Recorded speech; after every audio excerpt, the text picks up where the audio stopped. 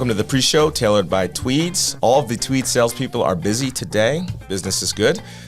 So remember, when you're looking for your custom suiting and accessory needs, you can visit Tweeds in the Oxford Exchange in Tampa, downtown St. Pete, or downtown Sarasota. Today, we're lucky enough to have our guest community leader and VP of Diversity and Inclusion at Selby Gardens, Walter Gilbert. Walter, thanks for being here today with us. Hi, thanks for having me. Appreciate you.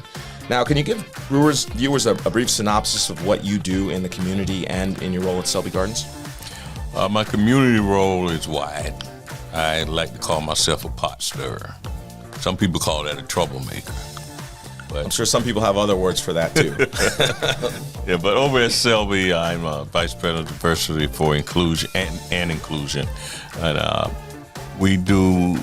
do all of that, meaning we try to make sure our program over there is diverse and that we are inclusive of people in the community that normally would not be included in programs over there. Fantastic, and we're going to dive deep into that when we get into the whole episode. But prior to your role in Selby, you also have a deep career history in football and coaching, and even coaching our own host, Trey Martell.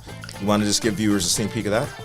Yeah, I go way back with youth football here and also high school football here. So, and had the honor of coaching Trey Martell. Fantastic. Well, we don't want to give too much away. We're going to have a great conversation with Walter, but stay tuned. And again, thanks to our sponsor, Tweeds, for making this happen. So, obviously we talked a lot about Newtown and, where it came from, Overtown, and what Overtown is now, the Rosemary. Mm-hmm. You've got one particular project that does have your name on it, out of the many things you do. You want to talk about the Gilbert Mural Initiative as well? I'd be happy to, because I got to get some money to put up another one. That's what we do here, We help people get exposure. But, as I was mentioning earlier about the Overtown area and how now it's totally gentrified, and you wouldn't know that was the black community here. Well, they got a plaque, right? Yeah. Yeah. Yeah. The county put up. In fact, we had to fight with them to put that up. I think we can flash back in the editing here to the moment in time where Trey and I learned the term gentrification. Remember that? Yeah. That was with Kyle Batiste. Yep. Yeah. Gosh, you just reminded me of that. I knew it. You didn't know it. Trying to group me in with. Oh, okay. Well, I know that. I've seen Shameless. To be fair, that's more of a northern big city phenomenon than it is a Florida thing. Because people, to be fair, people don't look at it down here like they do up there. It's pretty much pointed up there. You have to like we're telling you this history to figure that out here. Yeah. So that term is not used too much here. Right. It's more obvious up there. Yeah. Yeah. So as a person that knew this history, grew up in most of this history, and the little bad boy that used to sit on the porch and ask his grandmama question after question after question. But she used to feed me, man. She never told me to leave me alone, and she used to tell me all this stuff. But knowing that and being over in that area doing what I do, I'm looking around like, damn, what happened?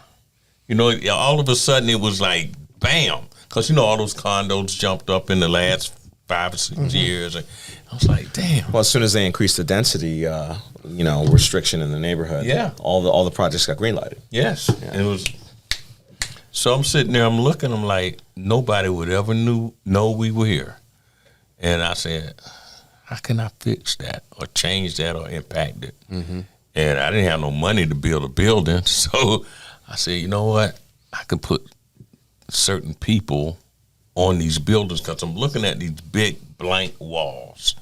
Canvases. So I just started going to people and started telling them the story. Some people looked at me like, get the hell out of here. You crazy? But I spoke to enough people and told them the story. Once they hear the story, because they don't know it, they're all from somewhere else. The Modern Hotel didn't know that used to be Mr. Reed's homestead. Yeah. And who he was to the history. Right quick. Mr. Reed was Mr. John Gillespie's, who was the first mayor of Sarasota, right-hand man. He laid out the first golf course. Mr. Gillespie got the credit. He ran Mr. Gillespie's whole household.